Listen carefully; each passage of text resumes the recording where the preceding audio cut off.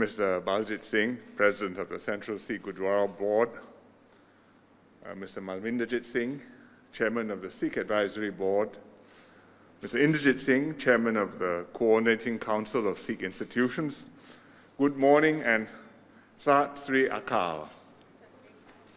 नमस्कार दोस्तों, अभी जो आपने वीडियो देखा उसमें सिंगापुर के जो पीएम हैं उनके द्वारा एक गुरुद्वारे का इनॉग्रेशन किया जा रहा है, एक रिनोवेटेड गुरुद्वारे का इनॉग्रेशन किया जा रहा है सिंगापुर में, और उसमें वो सिख कम्युनिटी का जो अटायर है उसको पहने हुए हैं, और साथ ही साथ आपने सुना होगा कि उनके द्वारा ग्रीट किया गया है विद सत श्री अकाल। अब बेसिकली ये जो पूरी खबर है ये 2 हफ्ते पुरानी है, लेकिन कल क्या हुआ था, जो मन की बात थी पीएम मोदी के द्वारा, उसके अंदर उन्होंने इस चीज का मेंशन किया और अप्रेस करने की कोशिश की सिंगापुर के पीएम को। तो इसको हम डिटेल से समझेंगे, प्लस हमारे लिए जानना जरूरी है कि ये जो गुरुद्वारा है ये कहां पर है, इसकी इंपॉर्टेंस क्या है, किसके मेमोरी में ये पर्टिकुलर गुरुद्वारा बनाया गया था। तो काफी कुछ जानने को है, चलिए आगे बढ़ते हैं। अगर आप यूपीएससी की तैयारी कर रहे हैं तो इसके बारे में सारी जानकारी आपको डिस्क्रिप्शन में मिल जाएगी, वहां से आप हमारे ऐप को भी डाउनलोड कर सकते हैं। सबसे पहले हम देखेंगे कि एग्जैक्टली हुआ क्या है। जो सिंगापुर के पीएम है ली सियान लूंग, उनके द्वारा यहां पर ये जो गुरुद्वारा है, एक रिनोवेटेड हिस्टोरिक गुरुद्वारा है सिंगापुर में, इसको इनॉग्रेट किया गया,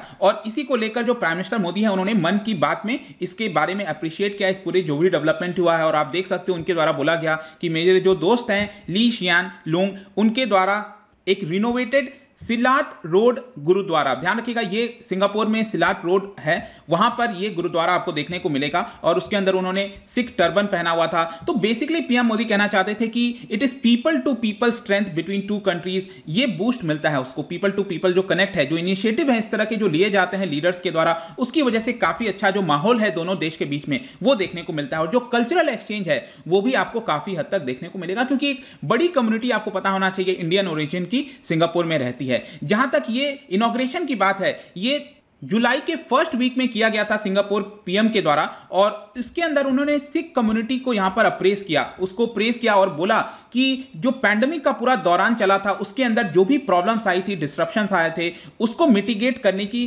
कोशिश की है सिख कम्युनिटी ने। और यहां पर सिखों के द्वारा सभी लोगों की मदद की गई, भले ही वो किसी भी रेस से बिलोंग करते हो, रिलीजन हो गया, बैकग्राउंड क्या है, डजंट मैटर। यहां पर जो सिख कम्युनिटी है उन्होंने सभी की मदद की थी पैंडेमिक के दौरान। और ये जो सिलाट रोड गुरुद्वारा है ये एक शाइनिंग एग्जांपल है मल्टी रिलीजियस लैंडस्केप का, ऐसा पीएम के द्वारा बोला गया, जो सिंगापुर के पीएम, और उन्होंने इसके बारे में ट्वीट भी किया था, आप देख सकते हो ये गुरुद्वारा में है। और delighted to attend the inauguration of Silat road Sikh temple earlier today, और ये आप देख सकते हो इस तरह के कई सारे जो पिक्चर्स हैं वो सिंगापुर के पीएम के द्वारा जो है पोस्ट किए गए थे। ये भी आप देख पाएंगे, ये रिनोवेटेड गुरुद्वारा है जिसकी हम ये चर्चा कर रहे हैं, ये काफी हिस्टोरिक है, मैं आपको आगे बताऊंगा।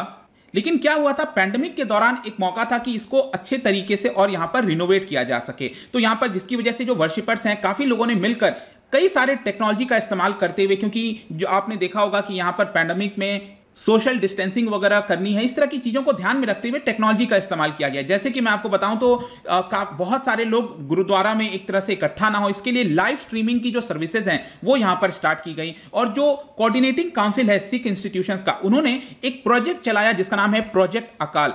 इसके तहत क्या हुआ कि जो सिख कम्युनिटी हैं, जो मेंटल हेल्थ से सफर कर रहे हैं, उनको किस प्रकार से सपोर्ट किया जा सके, पैंडेमिक के दौरान किस तरह उनको हेल्प मिल सके, ये कोशिश की गई। और इसी को लेकर जो पीएम है सिंगापुर के, उन्होंने कहा कि ये जो सारे इनिशिएटिव्स हैं वो बहुत ही अच्छा एग्जांपल सेट करते हैं और जो पैंडेमिक है उससे हमें लड़ने की मदद करते हैं।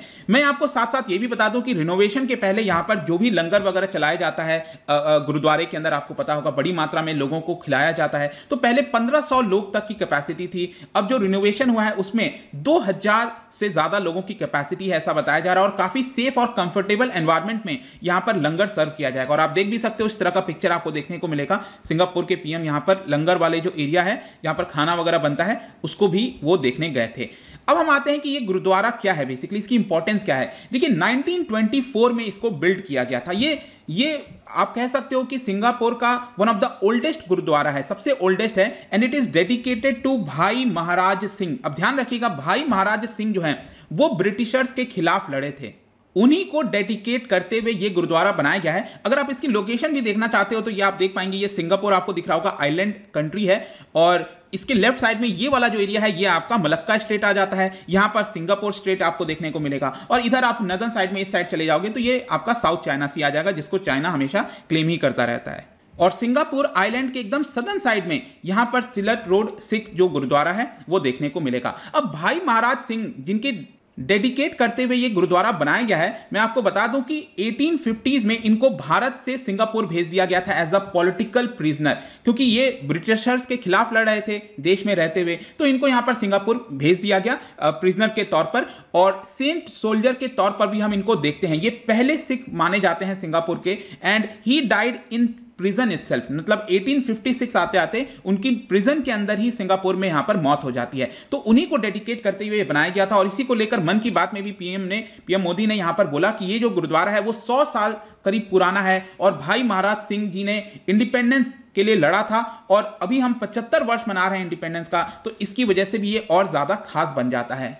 इस गुरुद्वारे के बारे में मैं आपको और थोड़ा सा बताता हूं। ये जो सिलट रोड गुरुद्वारा है, ये पहला गुरुद्वारा आप कह सकते हो सिंगापुर में जो कि ट्रेडिशनल स्टाइल में बनाया गया है। जैसे गुरुद्वारा आपको भारत में दिखते होंगे उसी ट्रेडिशनल स्टाइल में, अभी मैंने आपको पिक्चर भी दिखाया था, वो आपको देखने को मिलेगा। साथ ही साथ इसको पुलिस गुरुद्वारा भी कहते हैं, क्योंकि मैं आपको बताऊं तो जो सिख कम्युनिटी जो पुलिस के अंदर शामिल थी, क्योंकि ब्रिटिशर्स के टाइम में यहां पर काफी सारे इंडियंस को पुलिस में रखा हुआ था, तो जो सिख कम्युनिटी थी पुलिस सर्विस के अंदर, उनकी मदद से यह गुरुद्वारा बनाया गया था। और ये आप कह सकते हो कि स्पिरिचुअल हेवन था सिंगापुर में। और स्पेशली आपको पता होगा कि ब्रिटिशर्स के द्वारा ऑक्यूपाई किया हुआ था सिंगापुर को। 1941-42 में यहां पर क्या होता है कि जो जापान है वो ले लेता है सिंगापुर को अपने कब्जे में, और उस समय भी ब्रिटिशर्स की तरफ से, अब लड़ तो हमारे इंडियंस ही रहे थे, तो कई सारे जो सिख हैं उनकी जानें चली जाती हैं, उनकी मृत्यु हो जाती है। तो उस केस में जो उनके बच्चे हैं, जो विडोज हैं, महिलाएं हैं, उनको एक तरह से काफी बड़ा सहारा दिया था इस पर्टिकुलर गुरुद्वारा ने। तो इसीलिए ये जो गुरुद्वारा है सिलट रोड गुरुद्वारा सिंगापुर में, इसकी बहुत इंपॉर्टेंस हो जाती है। प्लस साथ ही साथ अगर मैं इंडियंस की बात करूं इस समय प्रेजेंट में सिंगापुर के अंदर, तो इंडियन ओरिजिन के पीपल करीब 7 to 9% आपको देखने को मिलेंगे इस समय सिंगापुर में। और थर्ड लार्जेस्ट एथनिक ग्रुप है आप कह सकते हो, और काफी बड़ा इन्होंने काम किया है सिंगापुर के नेशनल बिल्डिंग में। ओवरऑल आज के डेट में जब हम सिंगापुर देखते हैं तो उसमें इंडियन ओरिजिन पीपल का काफी बड़ा योगदान रहा है। जैसे प्रेजेंट में भी अगर आप देखोगे जो टॉप सिंगापुर के मिनिस्टर्स हैं, चाहे आप होम मिनिस्टर की बात करिए या फिर आप फॉरेन मिनिस्टर की बात करिए इस समय, तो दोनों इंडियन ओरिजिन के हैं, के शनमुगम और विवियन बालकृष्णन, तो ये दोनों आपके इंडियन ओरिजिन के हैं। प्लस 2011 से 14 के बीच में जो सिंगापुर के आर्मी चीफ थे वो भी जनरल रविंदर सिंह आपको देखने को मिलेंगे। तो इंडियन का काफी बड़ा रोल रहता है सिंगापुर में अभी भी आप देखो तो। इसके लिए ये जो पूरा कॉन्टेक्स्ट है इंपॉर्टेंट हो जाता है। तो आई होप कि आपको काफी कुछ समझ में आ गया होगा, जानने को मिला होगा इस पर्टिकुलर गुरुद्वारा के बारे में। जाने से पहले एक इंटरेस्टिंग क्वेश्चन आपके लिए, सिंगापुर में क्या आप बता सकते हो कि कौन सी सबसे डोमिनेंट रिलीजन है वहां पर, सबसे ज्यादा कौन से रिलीजन को मानने वाले लोग आपको देखने को मिलेंगे? मैं आपको बता दूं कि काफी बड़ी संख्या उसमें ये भी है, जो सेकंड हाईएस्ट संख्या है जो किसी रिलीजन को नहीं मानती है, लेकिन सबसे हाईएस्ट कौन से रिलीजन के मानने वाले आपको मिलते हैं? इसका जो राइट आंसर है आपको पता ही है, मेरे इंस्टाग्राम पर तो मिलेगा ही, वहां पर अगर आप नहीं हो कोई बात नहीं, टेलीग्राम से भी आप इसका सही उत्तर ले सकते हो। मैं कई सारे एमसीक्यूज यहां पर डालता रहता हूं, स्टोरीज के फॉर्म में आप जाकर प्ले कर सकते हैं। बाकी अगर आपको इसका पीडीएफ चाहिए, अलग अलग सोशल मीडिया पर जुड़ना चाहते हैं तो आ सकते हैं। और अगर आप यूपीएससी की तैयारी कर रहे हैं, किसी भी स्टेट एग्जाम की प्रिपरेशन कर रहे हैं, डेफिनेटली आपको हमारे ऐप को डाउनलोड करना चाहिए। हमारे studiiq.com वेबसाइट पर भी जा सकते हैं, सभी कुछ आपको बहुत ही अफोर्डेबल रेट्स पे सारे कोर्सेज मिल जाएंगे। आई होप कि वीडियो आपको पसंद आया होगा। मिलता हूं आपसे next time, till then thank you very much, see you soon.